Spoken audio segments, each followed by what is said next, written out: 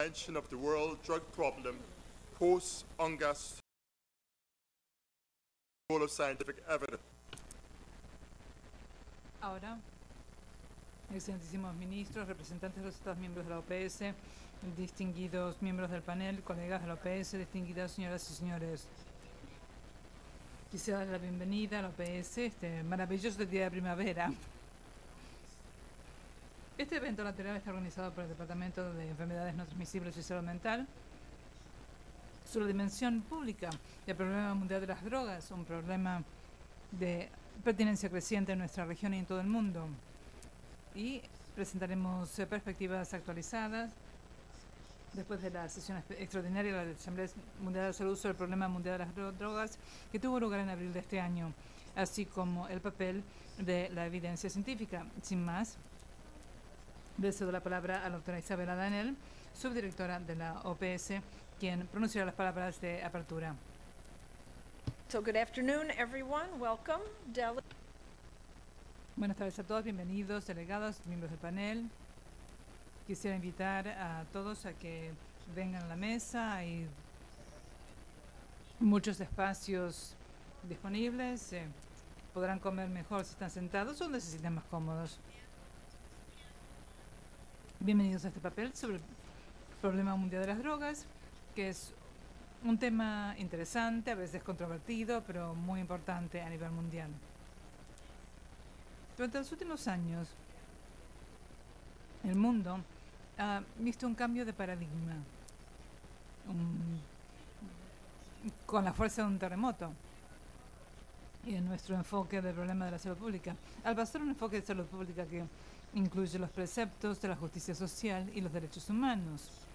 Este cambio está acelerándose con los compromisos aprobados recientemente por la Asamblea General de las Naciones Unidas y es promovido por varios países de la región. Vamos a comenzar por algunos hechos sobre el uso de drogas en la región.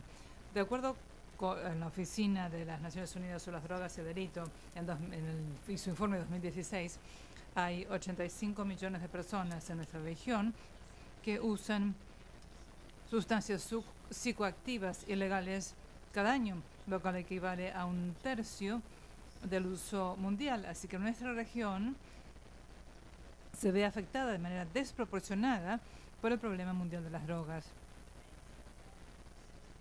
Las principales sustancias psicoactivas que se usan en la región son cannabis o marihuana, con unos 50 millones de usuarios, opiáceos, incluida la heroína, con 15 millones, y estimulantes del tipo de anfetaminas y cocaína, con 10 millones de usuarios cada uno.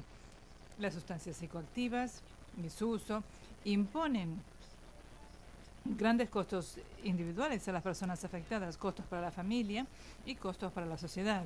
También tiene costos económicos para la salud pública como consecuencia de las muertes por sobredosis, trastornos mentales, enfermedades transmisibles como VIH, hepatitis y tuberculosis, lesiones, traumatismos, violencia, que sabemos que están estrechamente relacionados con el problema mundial de las drogas, problemas de la salud reproductiva, incluidas enfermedades de transmisión sexual, embarazos no planeados y enfermedades no transmisibles, especialmente cáncer, enfermedades cardiovasculares y enfermedades hepáticas. Estos son grandes cargas para la salud, con grandes costos para la salud.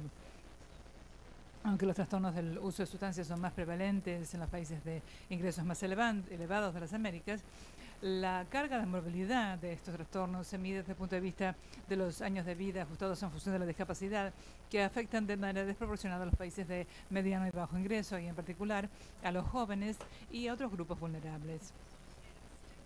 El estigma conexo impide que las personas acudan en busca de un tratamiento de atención apropiados.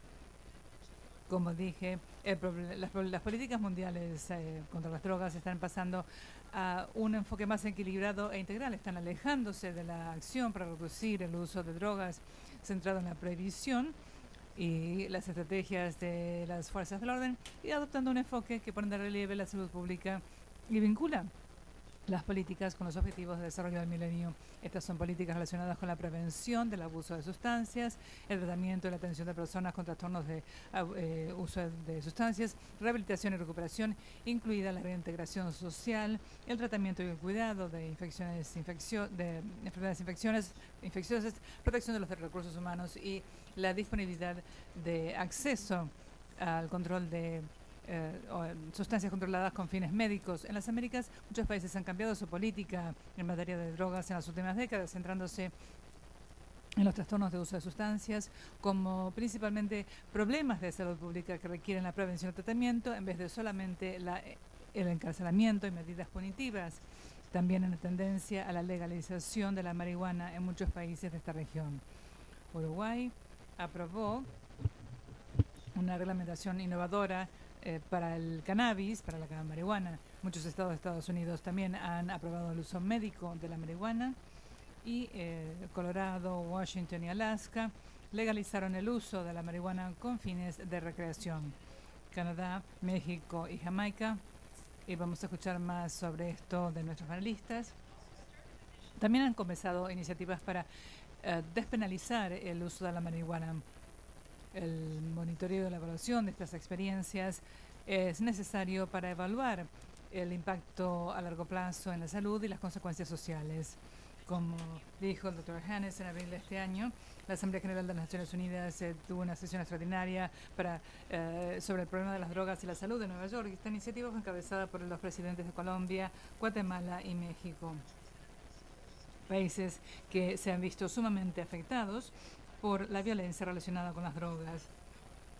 El documento de los resultados de la Asamblea General de las Naciones Unidas, titulado Nuestro compromiso conjunto para abordar efectivamente y contrarrestar el problema mundial de las drogas, fue aprobado por una resolución y pasó el debate mundial hacia el enfoque de la salud pública. En Ginebra, en mayo, se publicó un informe sobre las dimensiones de salud pública del problema mundial de las drogas en el contexto de la Asamblea Mundial de la Salud, que se trató en la Asamblea Mundial de la Salud. Sin embargo, una decisión sobre la Estrategia Mundial de la OMS y el Plan de Acción fue postergada hasta la Asamblea Mundial de la Salud del año próximo para obtener consenso, y para que ustedes estuvieron presentes recordarán las negociaciones de último momento en los pasillos para tratar de lograr un consenso, pero estoy segura de que tendremos consenso el año próximo. Los trastornos de uso de sustancias se deben a una combinación de factores biológicos, sociales, de la conducta y otros. Las pruebas científicas permiten entender las múltiples bases de estos trastornos, así como las complejas interacciones de los factores biológicos, sociales, ambientales y del desarrollo. Un enfoque de salud pública de la política en materia de drogas debe abarcar estrategias basadas en la evidencia, prevención e intervenciones terapéuticas. Las intervenciones efectivas basadas en la evidencia, que no son costosas, ya existen, y necesitamos continuar asegurando que las nuevas ideas e intervenciones sean evaluadas científicamente y se amplíen en escala. Este panel ofrece un espacio para intercambiar ideas y tratar el papel de la prueba científica en las políticas relacionadas con el uso de sustancias como contribución a la reducción de la brecha entre la ciencia, la política y la práctica al abordar este importante problema de salud pública. Gracias. Thank you, Dr. Dannell. Gracias, doctora Dannell. Es un gran placer presentarles a nuestro principal orador, el doctor Ruben Baller, administrador del Instituto Nacional del Abuso de Drogas de Estados Unidos de América, en el Instituto Nacional de Salud. Se doctoró en microbiología en la Universidad de Miami y hizo estudios postdoctorales en el Instituto Nacional de Desarrollo Infantil, especializándose en biología. Preside la Oficina de Comunicación en el NIDA. Es un experto reconocido en este campo. Gracias por la invitación, es realmente un placer estar en este foro. Gracias por venir, sé que están todos muy ocupados, así que voy a tratar de acortar la presentación porque tengo obviamente la intersección entre ciencia y adicción y política. Hay muchos puntos que me gustaría discutir, obviamente no puedo discutir todos los puntos, así que voy a empezar a abreviar y tratar de golpear o tocar los puntos que me parece son los más importantes para que se puedan llevar a casa y pensar con más detenimiento a medida que piensan las conclusiones de este foro. Así que todo esto lo vamos a cortar y vamos a ir a lo importante. ¿Qué es realmente dopamina? Entender la importancia de dopamina como neurotransmisor, que es el neurotransmisor que es afectado por todas las drogas de abuso que pueden causar adicción, ya sea la marihuana, la heroína, drogas legales como la nicotina o el alcohol, la cocaína o el éxtasis, todas las drogas de abuso que son adictivas, realmente adictivas, de alguna manera directa o indirecta golpean o interfieren con la neurotransmisión de dopamina en el cerebro. Esto es importante porque sabemos que la dopamina es un proceso en el cerebro que ha evolucionado en el ser humano y en todos los animales para enseñarle al cerebro cómo condicionar conductas que quieren ser repetidas en el futuro. Específicamente, respuestas a recompensas naturales, como la comida. Podemos, por ejemplo, introducir un electrodo en el cerebro de un ratoncito que no ha recibido comida por varios días y medir lo que pasa con la dopamina en los centros del cerebro que procesan la recompensa y medir un pico de dopamina cuando se reintroduce un poquito de comida en la jaula. Lo mismo con el sexo. Tenemos acá un ratoncito en una jaula que no ha visto una hembra por mucho tiempo y podemos colocar de vuelta el mismo electrodo en el centro que procesa recompensa del cerebro y cuando se reintroduce una hembrita en la jaula podemos medir este pico de dopamina en el cerebro. Estos picos de dopamina, las recompensas naturales, no son el placer en sí, sino que le enseñan al cerebro a condicionarse a todos los estímulos relacionados a la droga, relacionados a la comida o al sexo. Porque en el futuro cualquiera de esos estímulos asociados pueden ser importantes para obtener la comida o el sexo, por ejemplo. Esto es lo que la dopamina ha evolucionado para hacer, está diseñada a hacer en el cerebro. El problema es que si las recompensas naturales elevan la dopamina en esta escala de 100 a 200, por ejemplo, las drogas de abuso en la misma escala lo pueden hacer en esta escala. Y este es un nivel, una magnitud de dopamina, de pico de dopamina, que la evolución no nos ha dado la posibilidad de adaptarnos en forma adaptativa, de forma positiva a este tipo de picos de dopamina. El cerebro es robusto a las fluctuaciones de dopamina en esta escala, las de las recompensas naturales, pero se vuelve frágil en la mayoría de la población cuando el pico de dopamina se vuelve por fuera de lo que el sistema está diseñado a soportar. Todas las drogas de abuso, como decía, que son adictivas, tienen la posibilidad de causar esta elevación de dopamina a rangos que son suprafisiológicos o anormales. Hablamos de estimulantes como la anfetamina, la cocaína, la nicotina o la morfina, un opioide. Todas las drogas de abuso adictivas tienen esta capacidad de elevar la dopamina muy por encima de lo que el sistema de la dopamina ha sido diseñado para trabajar. Traigo esto a colación en este contexto porque el THC en la marihuana también tiene esta propiedad de elevar la dopamina a estos niveles suprafisiológicos o anormales en los centros de recompensa. Estos niveles, la magnitud del THC, que es el ingrediente activo en la marihuana, es similar en esta concentración al de la heroína, a la suba de dopamina a causa de heroína, en este mismo experimento con estos ratoncitos. Y esto es importante porque en la discusión, por ejemplo, en la legalización de la marihuana, y estuve en Costa Rica hace un par de semanas en un panel televisivo, un debate con un abogado que proponía legalizar la marihuana, y muchas veces se escucha, por ejemplo, que la marihuana no es distinta en términos de su adictividad, de la capacidad, de posibilidad de la marihuana de producir adicción, que la cafeína es igualmente adictiva, o el chocolate, que la marihuana. Y es aquí donde los políticos tienen una responsabilidad de entrar un poco más en detalle y de bajar un par de niveles de la superficialidad de los titulares. Es cierto que la cafeína, por ejemplo, produce dependencia física, pero ¿cuáles son las diferencias críticas entre la cafeína y la heroína o la cafeína y el THC que hacen que no sea lo mismo, que no conozcamos a ningún cafeinómano que mate o robe para conseguir su cafeína en la mañana? Hay diferencias que son críticas y la ciencia está encargada de explicarnos ¿cuáles son esas diferencias que bajan en nivel de detalle de los titulares? La cafeína sí produce dependencia, pero hay diferencias que son importantes y que hay que discutirlas. ¿Cuáles son las diferencias? Si hacemos el mismo experimento de introducir un electrodo en el cerebro de un ratoncito cuando se le administra cafeína y medimos la dopamina en el centro de placer del cerebro, veremos que no hay ningún cambio, lo que se muestra en este gráfico. Pero como investigadores estamos interesados en entender cómo funciona la cafeína y si buscamos en otros lugares del cerebro veremos un pico de dopamina en la corteza prefrontal, que está encargada, entre otras cosas, de posibilitarnos la atención, enfocarnos en un problema, etcétera, etcétera. Muchos de los procesos que tienen que ver con la cafeína en términos de cognición tienen que ver con este pico de dopamina, no en los centros de recompensa del cerebro, que son los encargados de gatillar el proceso adictivo, pero sí en otras áreas del cerebro que tienen que ver con la atención, con el aprendizaje, etcétera, etcétera, etcétera. O sea que no nos quedemos con los titulares de la cafeína y la marihuana son igualmente producen dependencia. Como políticos y científicos tenemos una responsabilidad de entrar un poco más en los detalles y ver cuáles son las diferencias que hacen que estas drogas sean distintas. Y eso tiene implicancias para las políticas que diseñamos. Un mensaje muy importante es que la adicción es una enfermedad. Todavía hay debate respecto a si la adicción es o no una enfermedad del cerebro. La ciencia nos muestra de forma incontrovertible hoy que la adicción es una enfermedad del cerebro. Empieza así como una decisión voluntaria, pero es una minoría de aquellos que están expuestos a una droga de abuso la que se vuelve adicta. Y hoy sabemos que la adicción empieza en estos centros de recompensa del cerebro, pero que la adicción en las personas vulnerables implica una onda expansiva de disfunción que empieza en esos centros de recompensa, pero que se expande con el uso crónico de una droga en las personas que tienen cierta vulnerabilidad preexistente y empieza a comprometer funciones de otras regiones del cerebro, como las regiones encargadas de la memoria, del aprendizaje, de regular las emociones, la motivación y eventualmente, en los casos severos de adicción, esas partes en la corteza prefrontal que están encargadas en su conjunto de regular lo que podríamos llamar como el libre albedrío. Hasta aquí la parte científica pesada. ¿Tengo 5 minutos más?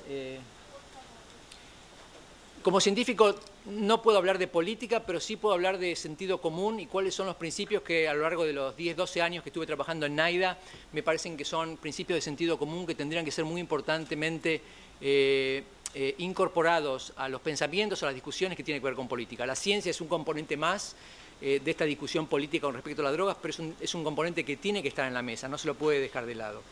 En términos de algunos principios que me gustaría ver más en práctica en este tipo de discusiones, creo que tengo aquí 5 o 6 principios, creo que son 5 principios. El primero que me gustaría recalcar es el principio que llamo ricitos de oro.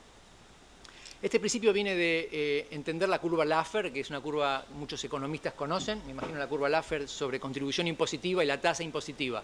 Esta curva nos muestra que si la tasa impositiva es 0%, la contribución impositiva será 0 también, porque nadie contribuirá impuestos. Si la tasa impositiva es 100%, la contribución también será 0%, porque nadie trabaja si tiene que dar todo el sueldo al gobierno.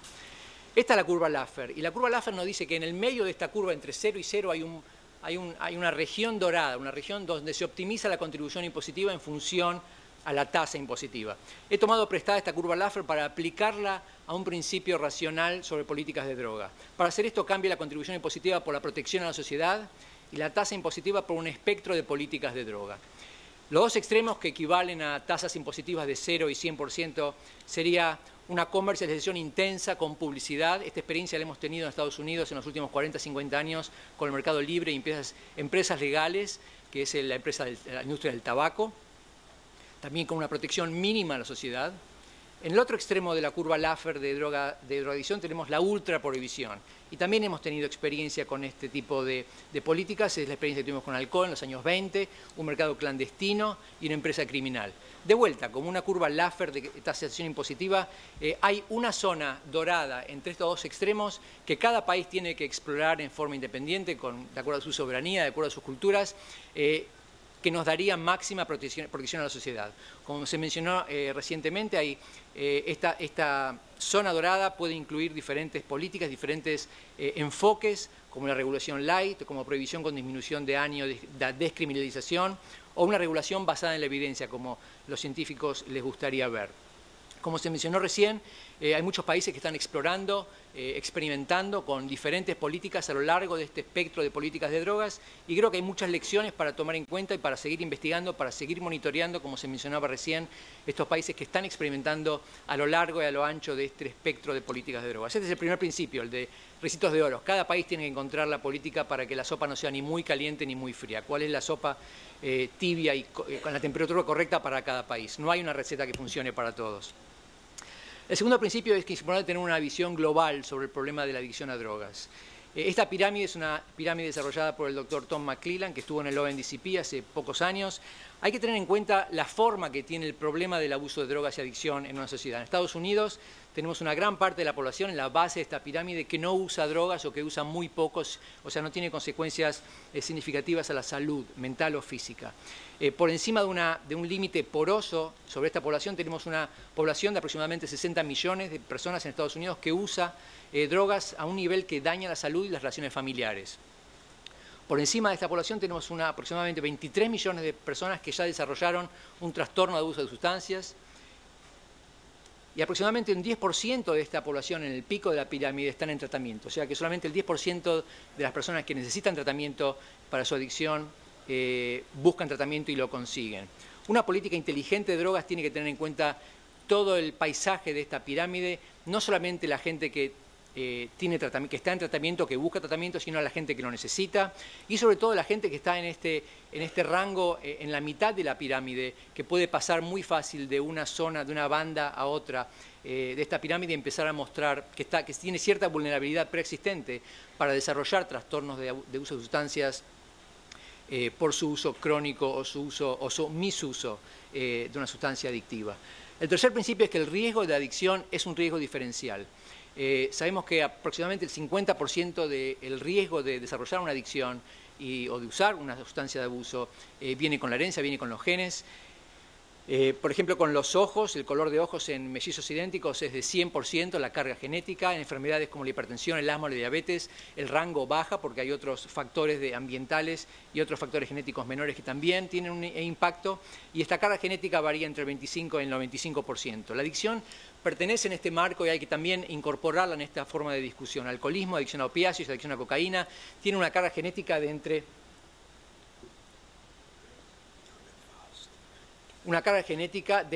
35% y 65%. El hecho de que la gente venga a la mesa con diferentes vulnerabilidades preexistentes es un tema muy importante que hay que tener en cuenta en el desarrollo de cualquier tipo de políticas. El cuarto principio, y es importante recalcar, es el que traté de enfatizar al principio, es que la adicción es una enfermedad del cerebro. Simplemente les muestro una imagen de cerebros de miles que les puedo mostrar. Los estudios son indiscutibles. En por ejemplo, vemos el cerebro de un adicto que que queda afectado por mucho tiempo, inclusive después de mucho tiempo de desintoxicación. En el primer renglón vemos un cerebro normal. Estamos viendo el uso de glucosa, que es el combustible que usa el cerebro como fuente de energía, quemando la glucosa en el cerebro normal. El renglón del centro es un abusador de cocaína 10 días después de dejar de usar y vemos una merma muy significativa en la eficiencia con la que el cerebro usa esa glucosa como fuente de combustible. Y esa merma significativa persiste en forma bastante significativa hasta más de 3 meses después de dejar el uso de droga. La adicción es una enfermedad crónica del cerebro que impacta la estructura y la función de los diferentes módulos en el cerebro. El quinto principio es que por el hecho de que la enfermedad de adicción es una enfermedad crónica, de aprendizaje, de mal aprendizaje en el cerebro que dura años, el tratamiento que se implemente debe ser un tratamiento a largo plazo. Enfermedades crónicas como la hipertensión ameritan un tratamiento de este tipo, en el cual un paciente aparece en la clínica con síntomas, se le da un tratamiento, se controlan los síntomas y cuando los síntomas aparecen con esa flecha azul, se le vuelve a dar el tratamiento. Por algún motivo que se me escapa, realmente no puedo entender, la adicción es distinta. Aparece un paciente con síntomas, se le da tratamiento, se lo manda a la casa y se le dice que vuelva si tiene problemas. De hecho, vuelve con la recaída, que es muy probable que ocurra en algún momento, y la conclusión de este paradigma es que el tratamiento no ha funcionado. La adicción es como cualquier enfermedad crónica, se debe tratar cuando aparecen los síntomas, se debe tratar en forma continua y cuando aparece una recaída no es un síntoma de que el tratamiento no funcionó, es un síntoma simplemente de que hay que continuar el tratamiento por más tiempo.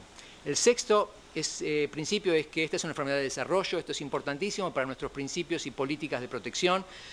La adicción es una enfermedad de desarrollo porque empieza muy temprano. Si miramos, por ejemplo, los patrones epidemiológicos de los riesgos de volverse adicto en función de la edad primaria de uso, cuando se empezó a usar una droga, Este es un dato epidemiológico incontrovertible, que cuanto más temprano comienza el uso de una droga, más alto es el riesgo de que esa persona se vuelva adicta más tarde en la vida adulta.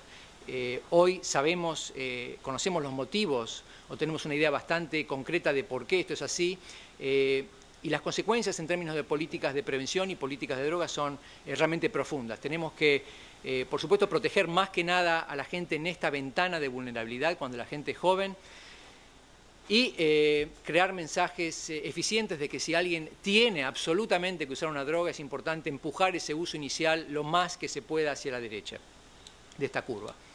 El séptimo principio es aprender de las lecciones del tabaco, nuestra historia tan dañina con el tabaco. Las regulaciones en la salud pública se encuentran a menudo en conflicto directo con los intereses de las corporaciones, por lo que es crítico proteger el proceso político de cualquier influencia de la industria. Por lo tanto, si el proyecto de salud pública que se está propulsando es serio, los comités de consultores formados para aconsejar sobre todos los aspectos de supervisión regulatoria y educación pública deben consistir exclusivamente de oficiales de salud pública y expertos, y limitar el rol de la industria, ejemplo de la marihuana, en el proceso de toma de decisiones a una participación como un miembro más del público. Para proteger al público de las estrategias de la industria para incrementar y sostener el uso de marihuana, por ejemplo, se debe prohibir o restringir severamente el mercadeo y la publicidad. Esto incluye las muestras gratis o descontadas, el uso de caracteres de dibujos animados, el patrocinio de eventos deportivos, la propaganda subliminal, el mercadeo combinado o co-branding, y proclamar beneficios terapéuticos a menos que estén absolutamente aprobados por la agencia gubernamental que regula tales proclamaciones. Eso es todo y gracias por su atención.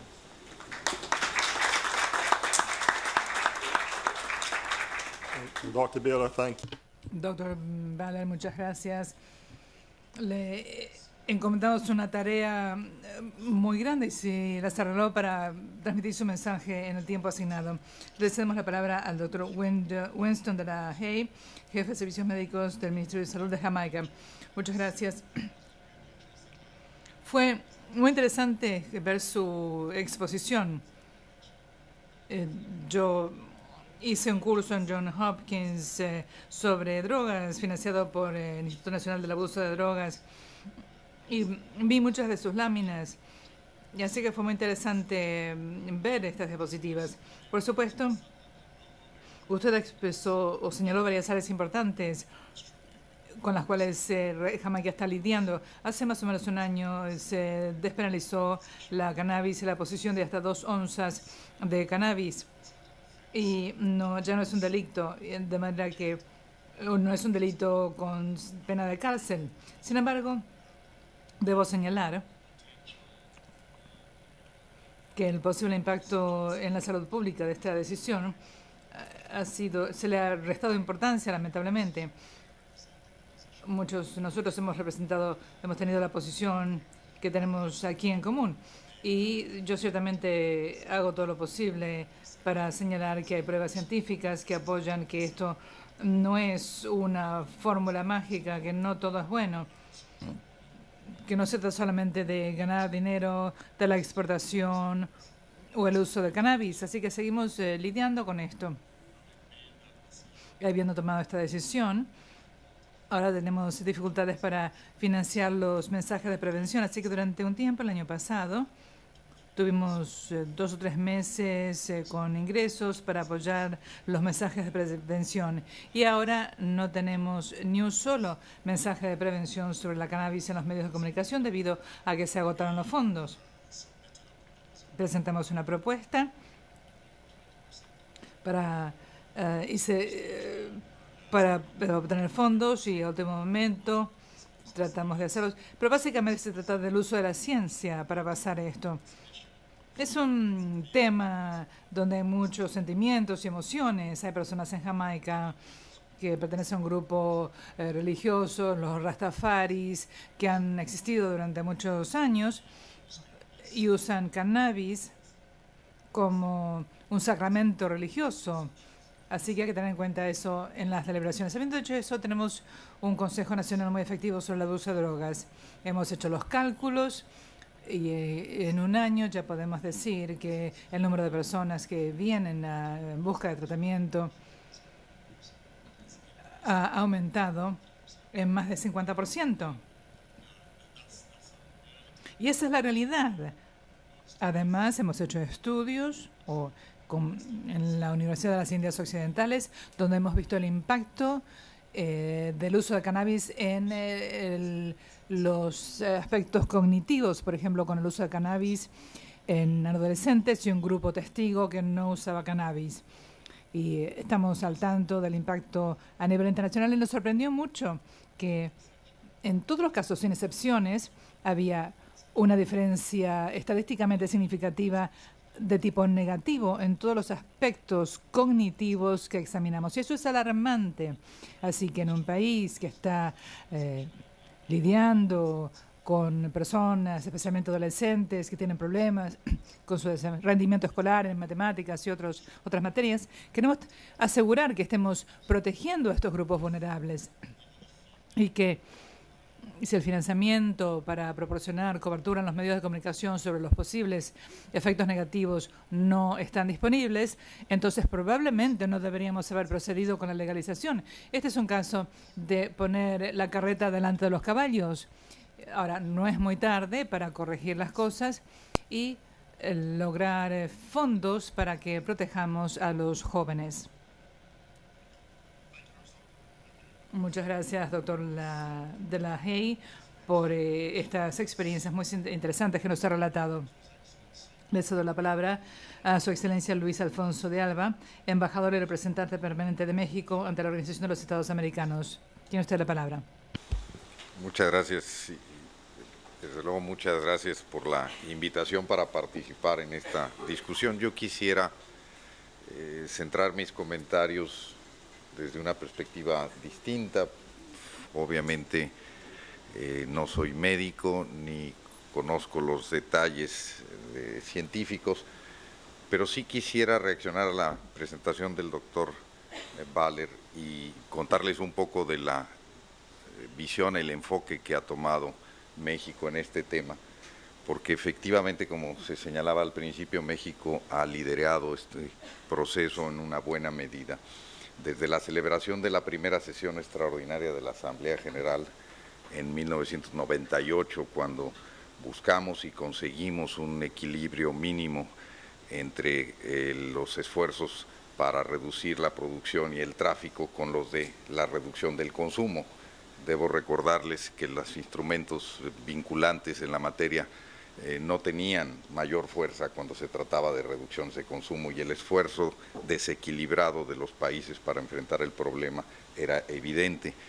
En el año 2012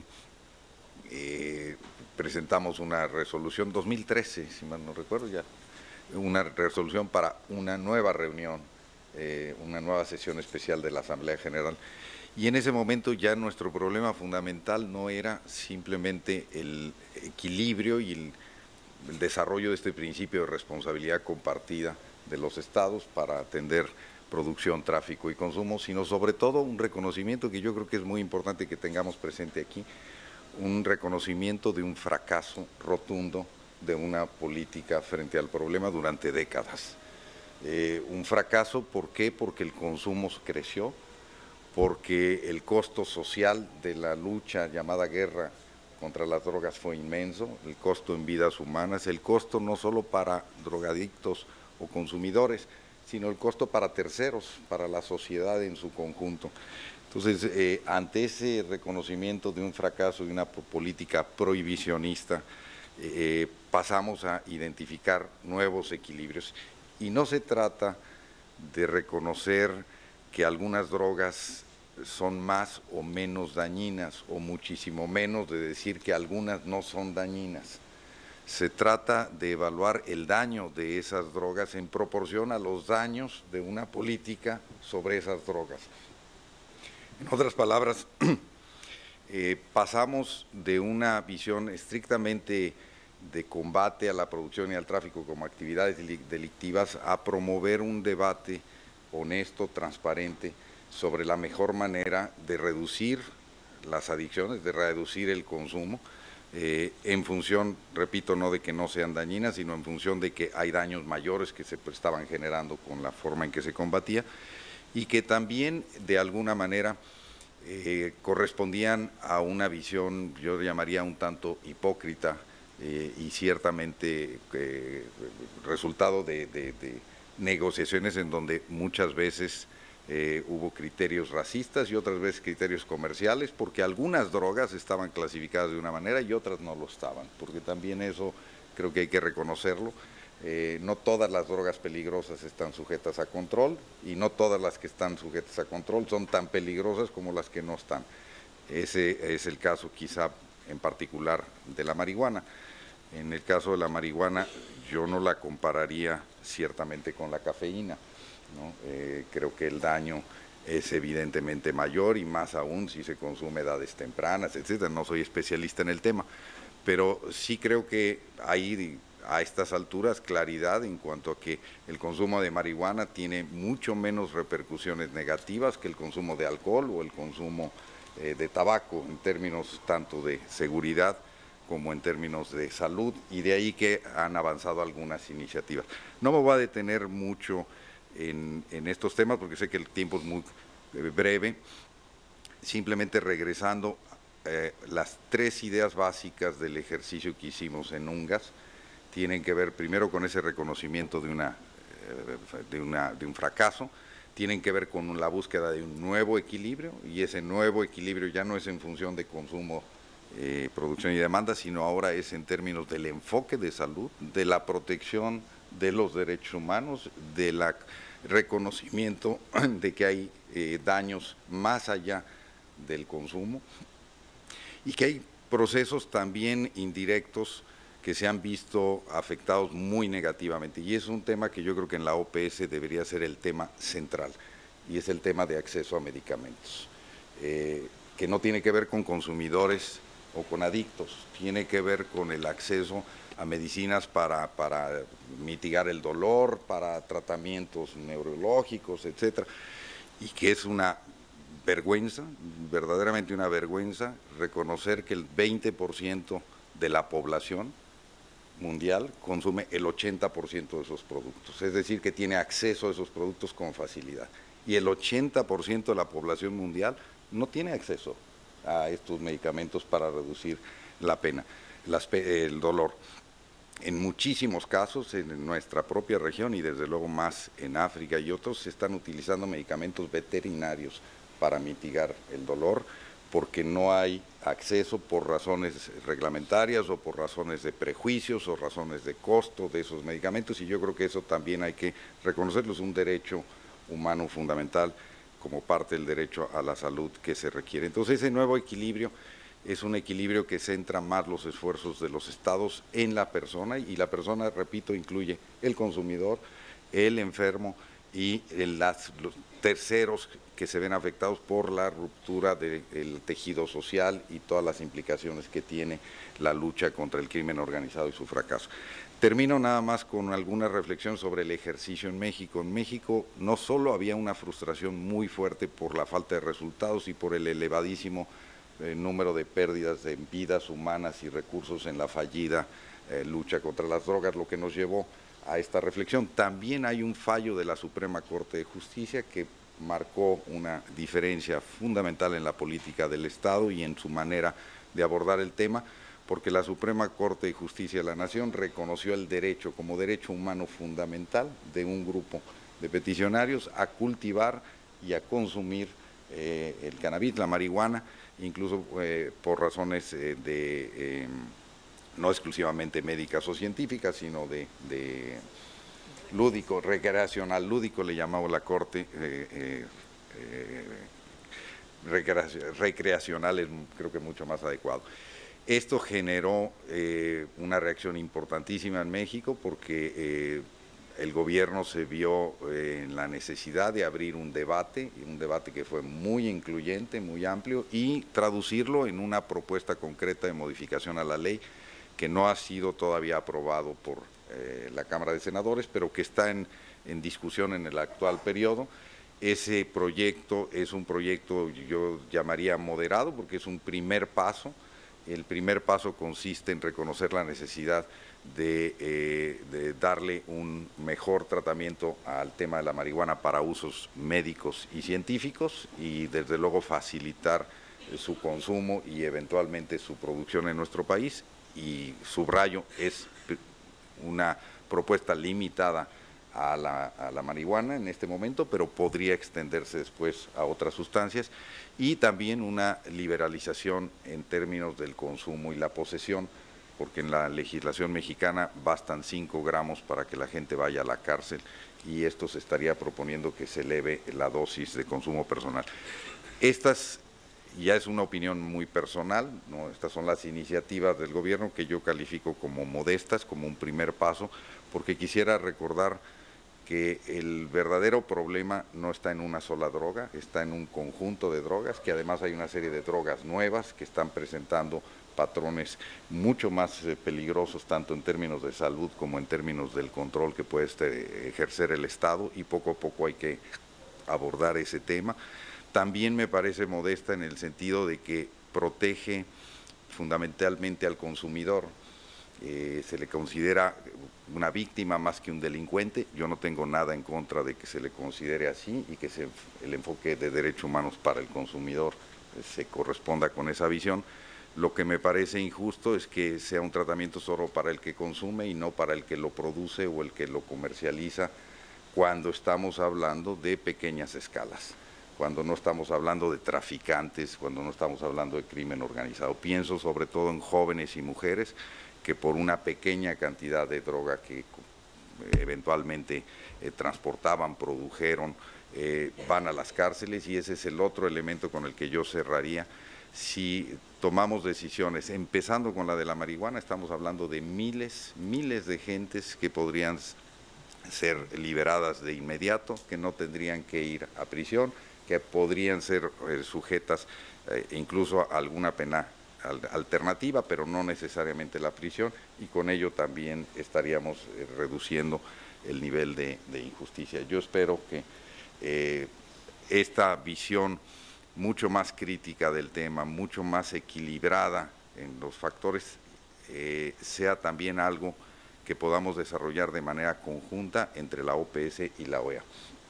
Yo sé que este no es el momento para hablar de ese tema y ya me excedí del tiempo que me dieron, pero sí quisiera dejarlo como una tarea en la que México se va a comprometer. Estamos revisando en este momento, el día de ayer debió haberse concluido, ya no estoy seguro si se concluyó la negociación en el grupo de trabajo de la estrategia.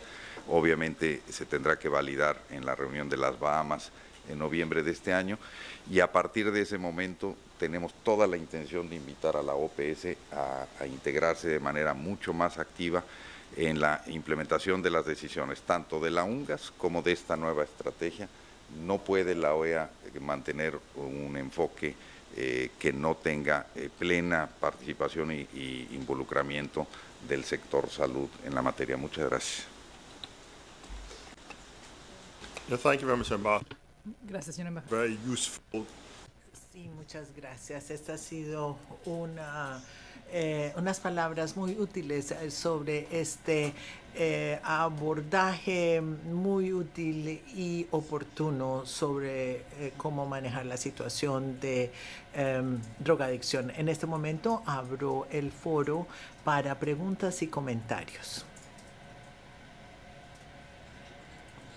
Felicitar a los expositores. El doctor Baller hizo un enorme esfuerzo para tratar de resumir en un breve espacio esta iniciativa, y los comentarios del representante de Jamaica, el doctor de la Haye, y del el embajador de ALBA no han podido ser más atinados y más consecuentes con la idea de esta invitación. Yo creo que estamos ante un tema complejo, un tema difícil y un tema que requiere necesariamente el diálogo entre la ciencia y la política. No podemos actuar en función de prejuicios y estamos definitivamente ante un tema que significa un desafío importante para la salud. Creo que lo que usted planteaba, embajador, en relación a la necesidad de que quienes toman las decisiones en relación del ámbito político, en este caso la OEA y la OPS, deben trabajar conjuntamente. Nosotros hemos suscrito un acuerdo de cooperación entre la OPS y la OEA, ya tenemos ¿qué? 4 años, que estamos tratando de trabajar en este tema. Pienso que es una iniciativa importante, pero que aún requiere de mucho desarrollo y de aterrizarlo adecuadamente.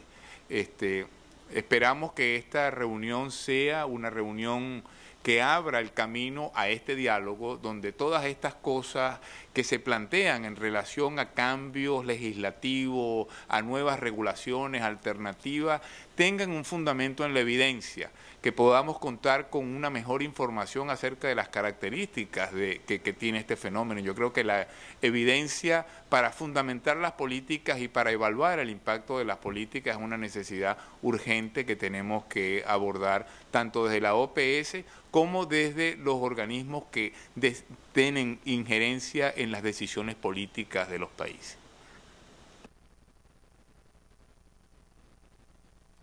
Bueno, muy buenas tardes, muchas gracias. Yo quisiera hacer un par de comentarios. Vengo de la Organización Panamericana. ¿Su nombre? Francisco Gumsille, responsable del Observatorio Interamericano de Drogas, que es el órgano de la investigación, la rama de la investigación de la Comisión de Drogas de la OEA. Yo solamente un par de comentarios. Uno tiene que ver un poco con lo que decía recién el doctor Alfonso. Los que hemos venido trabajando desde la mirada más científica del problema de las drogas, encontramos una dificultad básica, y es que la falta de equilibrio entre las decisiones políticas y el uso de la evidencia en las políticas. Y ahí hay un puente que actualmente uno lo nota como un poco roto, un poco quebrado, que tenemos que generar esas confianzas, porque si al final del día queremos hacer políticas basadas en evidencia, la política por sí sola no funciona. Es una condición necesaria, pero no suficiente. Y la evidencia, por el otro lado, probablemente tampoco funciona por sí sola. Es una condición necesaria, pero no suficiente. Entonces, ambas debieran ser, si tenemos una mirada ética del problema, de la solución de los problemas de la perspectiva de salud pública, el uso de la evidencia es una cuestión fundamental. Y lo segundo es un comentario un poquitito más específico. Y es que cuando hablamos de drogas, la verdad, una gran pregunta es ¿de qué hablamos? ¿De qué hablamos? Lo que nosotros estamos viendo en varios estudios, particularmente uno que estamos conduciendo en los países del Cono Sur, sobre cocaínas fumables, pasta base, crack, heroínas, es que el adulterante de las sustancias es un componente básico de ellas. Por lo tanto, cuando hablamos de pasta base, o hablamos de cocaínas, o hablamos de otras sustancias, lo que nos encontramos no son con sustancias puras, no son con sustancias en las cuales, sino que hay una proporción importante de adulterantes. Y uno de los adulterantes, en el caso que estamos viendo en el sur, en el Cono Sur, es lo que mencionaba el doctor Valle, la cafeína. ¿Cuál es el rol de la cafeína que está jugando como adulterante, por ejemplo, en las cocaínas fumables? Y acaba de salir publicado un estudio muy interesante desde el Hospital Clemente Estable de Uruguay, que acaba de ser publicado sobre ese rol y la sinergia que produce con el clorhidrato de cocaína, ¿ya? Entonces, cuando hablamos de drogas también, hay todo un campo de conocimiento de la caracterización química de las sustancias que se están consumiendo. Si es que la queremos abordar desde la toxicología y otras vertientes del ámbito sanitario. Hay allí un área de trabajo que hace mucha falta, la investigación en conjunto con cada uno de los países, los institutos y los centros de investigación de las universidades y los laboratorios que están dedicados a este tema. Ahí hay un área, insisto, que creo que está todavía bastante abierta para seguir trabajando en ella. Gracias. Thank you. Gracias. Muchas gracias. Yo soy Joyce St. John, jefe oficial médica de Barbados. Disfruté muchísimo de las presentaciones y este tema de política y su conexión con la evidencia. Como oficial médica jefe, yo puedo asesorar en política, pero yo no estoy allí cuando se hace la política.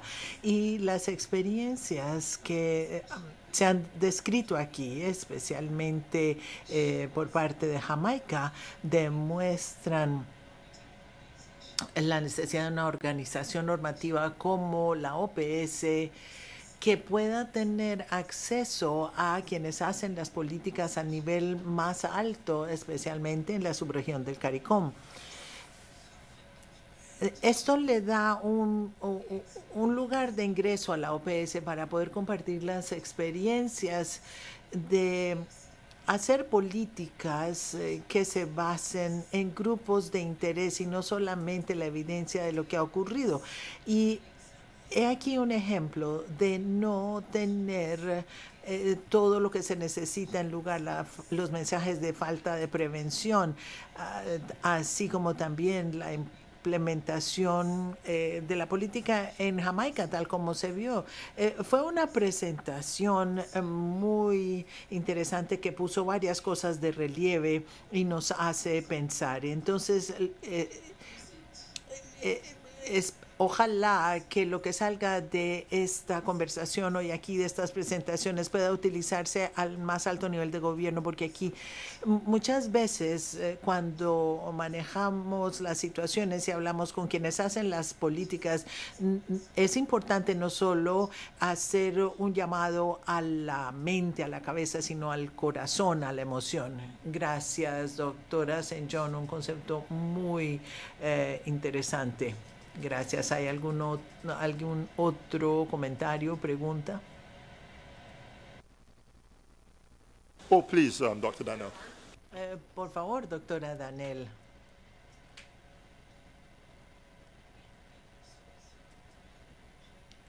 Creo que lo que necesitamos es una agenda para ir desarrollando evidencia, pero esto es difícil de lograr cuando estamos hablando de drogas que son ilegales, ilícitas, que han estado con nosotros por 20 años o más y que no las hemos estudiado, aun cuando millones de personas las usan.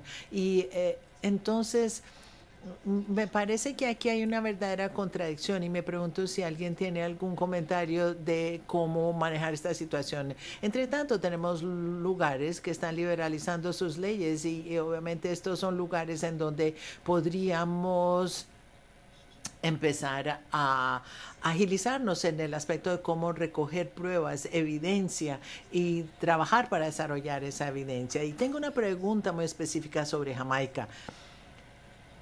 Me pregunto si usted podría hablarnos un poco más acerca del estudio que relacionó un aumento del 50% en el uso de marihuana con la liberalización de las leyes, ¿o no? ¿Fue 50% en el uso de marihuana? No, aumento en que las personas buscaban tratamiento. ¿Es porque más personas están buscando tratamiento, porque más personas están usando la droga? Es que como ya no está el estigma o está desapareciendo, o si en realidad es que ha aumentado el uso. Y entonces esa es mi pregunta muy específica y no sé si hay datos, si alguien tiene información al respecto de los otros países que han liberalizado las drogas, incluyendo los Estados Unidos, sobre efectos, etcétera. Es una pregunta muy importante la que usted acaba de hacerme.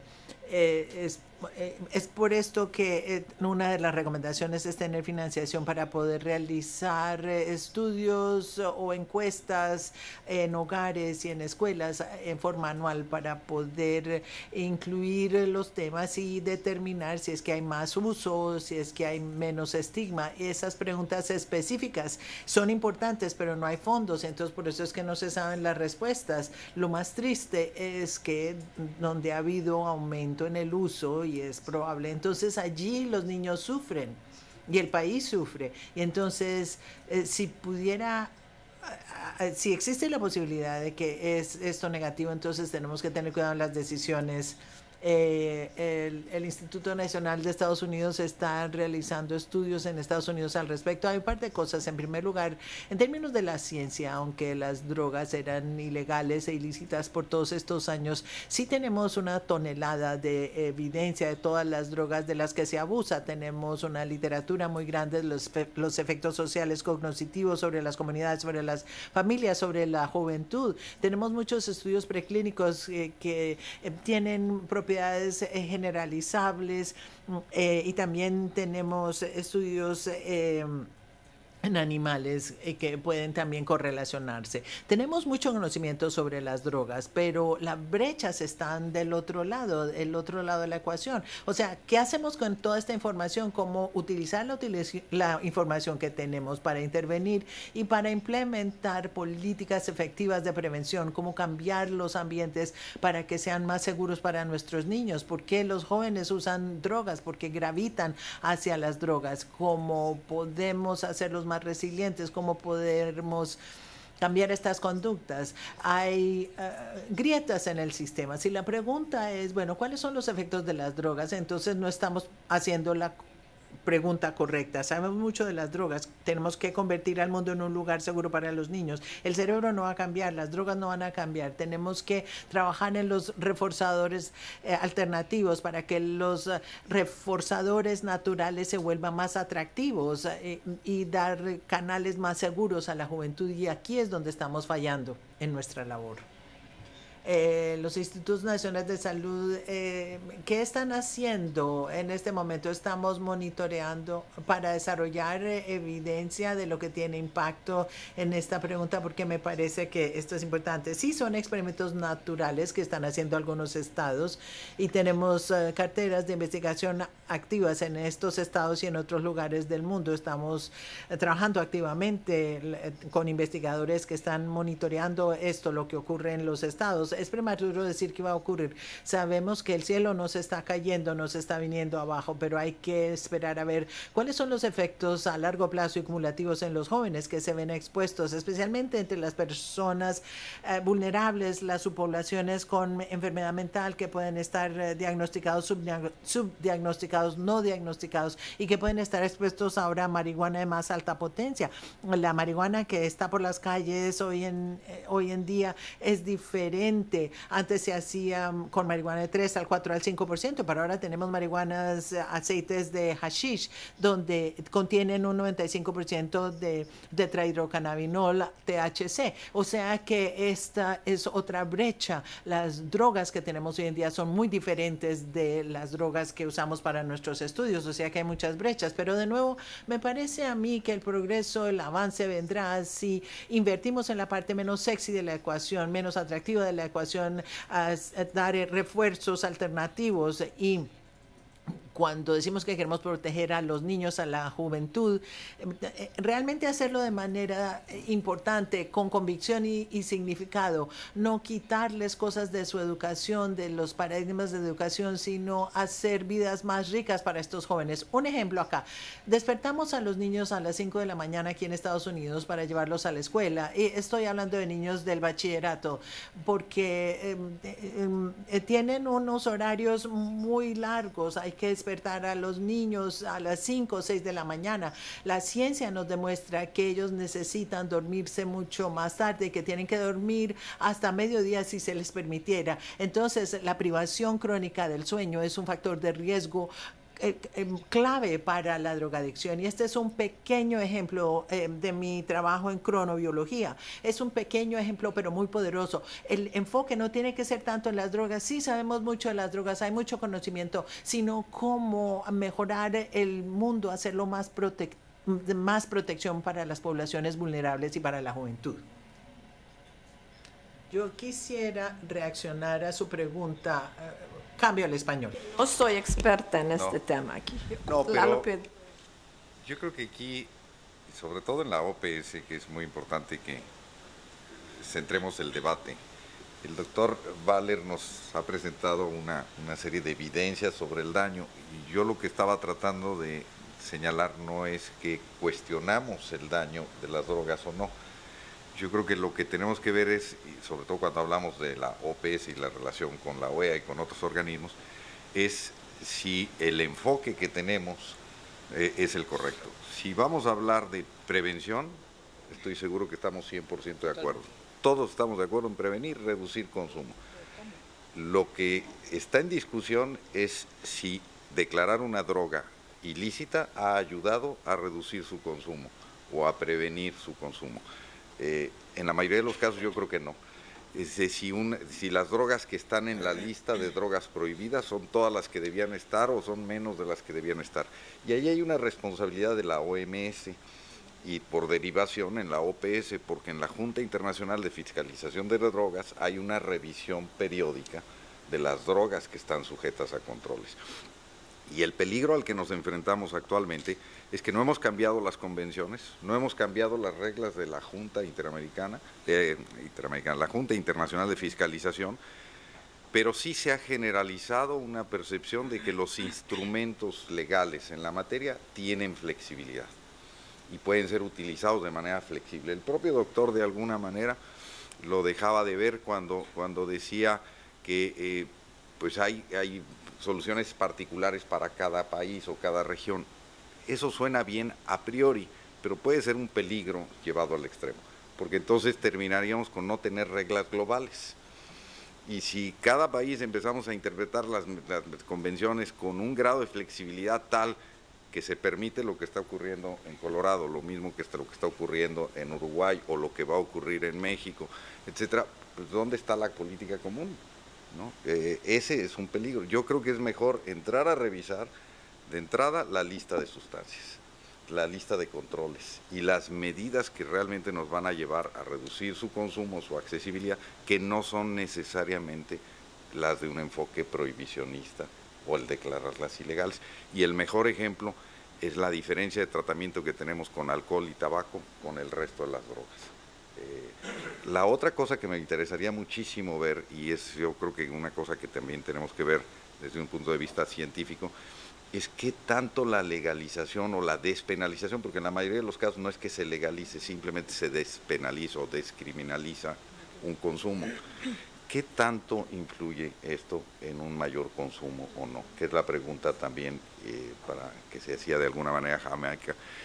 Yo tengo la impresión que no va a haber incrementos importantes, creo que no los ha habido necesariamente en los casos de Colorado, de Washington. Creo que además el acceso de las personas a los servicios de salud se va a dar con mucho mayor facilidad porque dejan de sentirse criminales, ¿no? Creo que hay un reconocimiento de alguna manera de la institucionalidad que les puede dar servicios, que les puede dar apoyos. Entonces, puede tener un efecto muy positivo simplemente dejar de considerarlos criminales a todos estos consumidores.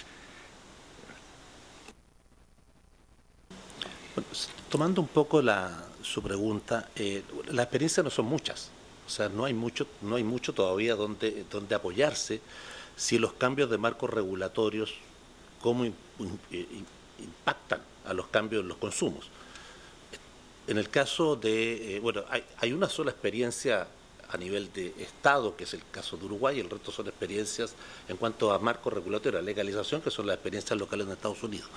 Pero, sin embargo, lo que decía el embajador recién, sin embargo, ha habido cambios en la legislación en cuanto a flexibilizar, por ejemplo, o despenalizar. Y hay un informe muy interesante del Observatorio Europeo de Drogas, el IMCCDA, en el informe del año 2012-2013, publica un gráfico muy interesante donde evalúa lo que ocurrieron en diferentes países de Europa con cambios en las regulaciones, en las políticas de marihuana, básicamente. Y en algunos países donde la política se endureció, y se mide el impacto posterior, en algunos países que endurecieron la ley, en algunos subió el consumo y en otros bajó el consumo de marihuana. Y en otros países donde flexibilizaron y rebajaron penas o rebajaron sanciones o simplemente despenalizaron y trabajaron sobre dosis mínimas, etcétera, en algunos países de esos subió el consumo y en otros bajó el consumo. O sea, en el fondo, en ese caso, cualquier cosa pasó respecto de las dos opciones de una leyes un poquitito más estrictas y otras más blandas.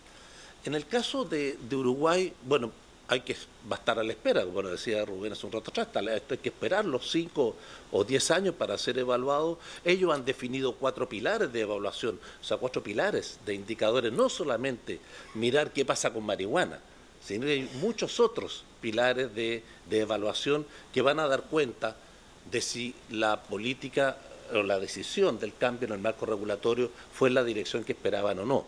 Y eso toma tiempo, pero no hay muchas experiencias. Hay otro caso también interesante aquí en Estados Unidos, cuando se recoge la evidencia de los estudios monitoreando el deficio por 20 años, salió una publicación exactamente el año pasado, donde en aquellos países, por ejemplo, en aquellos estados donde se discutió y se aprobó el uso de la cannabis medicinal, para uso medicinal, respecto de los que no han producido, si esa discusión y ese cambio aumentó el consumo de marihuana entre los jóvenes bajo los estudios. Y demostró que no.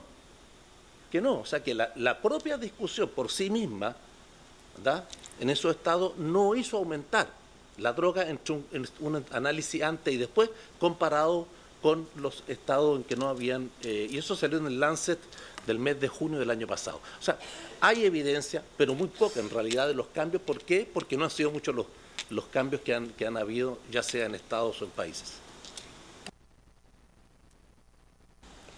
Right. Well, I think... Bueno, creo que nos ha ido muy bien con el tiempo, a pesar de que comenzamos tarde. Creo que tenemos que comenzar a pensar en volver al Consejo Directivo a las 2:30. Así que le voy a hacer la palabra a la directora, la doctora Caricia Tien, para formular unas palabras de cierre. Gracias, doctor Hennis. Es sumamente difícil pronunciar palabras de clausura en una conversación de este tipo.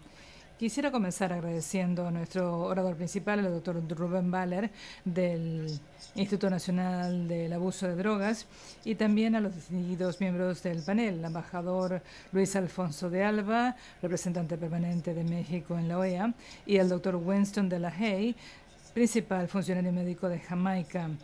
Embajador, usted no se dio cuenta de que lo íbamos a llamar tan poco después que yo le preguntara si le interesaba hablar sobre este tema. Quisiera agradecer también a los miembros del Consejo Directivo que están aquí presentes y también a nuestro personal por haber organizado este evento. El problema mundial de las drogas constituye una grave amenaza para la salud pública, la seguridad y el bienestar de la humanidad.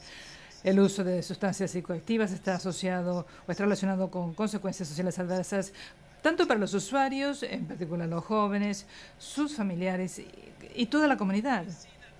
Vemos que las políticas mundiales en materia de drogas están pasando de lo que era principalmente un enfoque punitivo y represivo hacia políticas más equilibradas e integrales que ponen de relieve los aspectos de salud pública con intervenciones basadas en las pruebas científicas, algunas de las cuales no tenemos,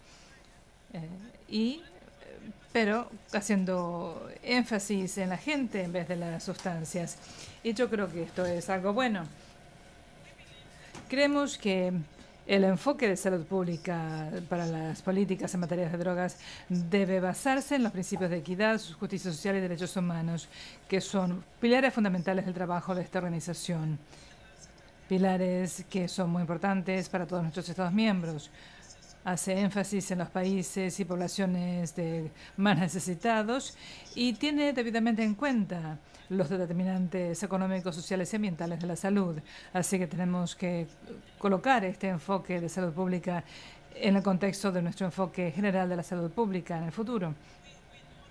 Sabemos que en las Américas hay una carga importante de morbilidad, mortalidad y discapacidad relacionadas con el uso de drogas y sustancias psicoactivas. Llegué mientras estaban ustedes conversando sobre si tenemos o no las pruebas necesarias, la evidencia. Y tenemos algunas pruebas científicas, pero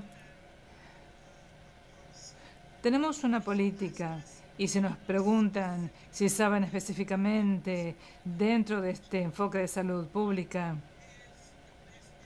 cuáles son las mejores pruebas para formular este enfoque de salud pública, no lo sabemos. Y yo creo que es importante que lo digamos directamente. A medida que va evolucionando esta amenaza, también va evolucionando nuestro conocimiento.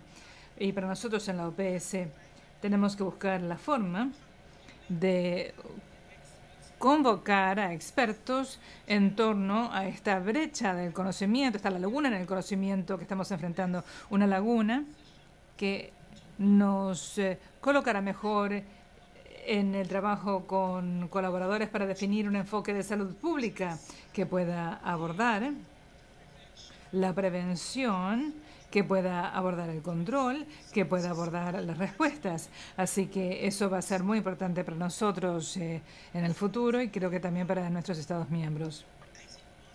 También creo, y ya lo dijimos, que una evaluación de los cambios en el uso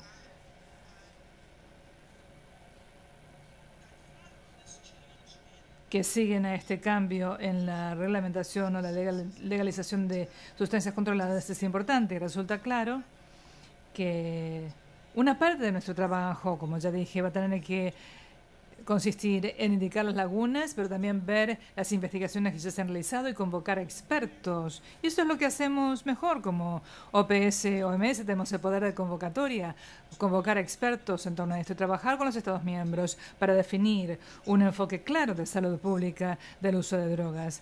Así que hace 3 años dije, insistí mucho en el enfoque de salud pública y, bueno, ¿cuál es ese enfoque de salud pública?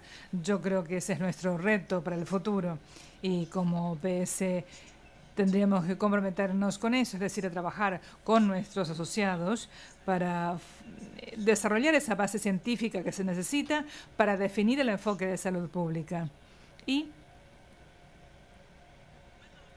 con los Estados miembros, comenzar a poner en práctica este enfoque, estas intervenciones de salud pública, porque particularmente en nuestra región, en América Central y en el Caribe, tenemos un gran uso de sustancias psicoactivas y tenemos muchos problemas, incluidos problemas de violencia e inseguridad relacionados con el uso de sustancias psicoactivas. Así que para muchos de nuestros Estados miembros, es un problema urgente, es un problema importante.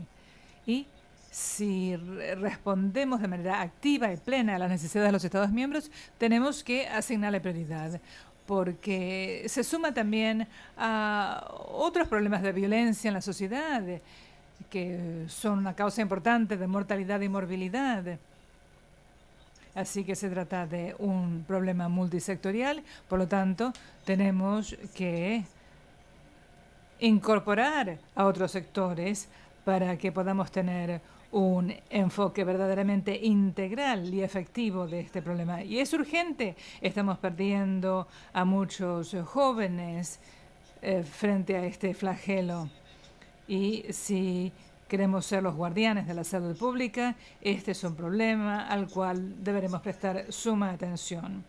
Espero que en los meses venideros podamos tener más reuniones focalizadas en la elaboración de ese enfoque de salud pública y para poner en marcha un movimiento de colaboradores de la OPS y Estados miembros para abordar mejor estos asuntos. Gracias una vez más por su presencia. Este ha sido una larga reunión del Consejo Directivo. Hemos usado todos los recesos, pero seguiremos viendo su participación plena y activa. Así que muchas gracias una vez más por su interés y su compromiso y gracias a los panelistas.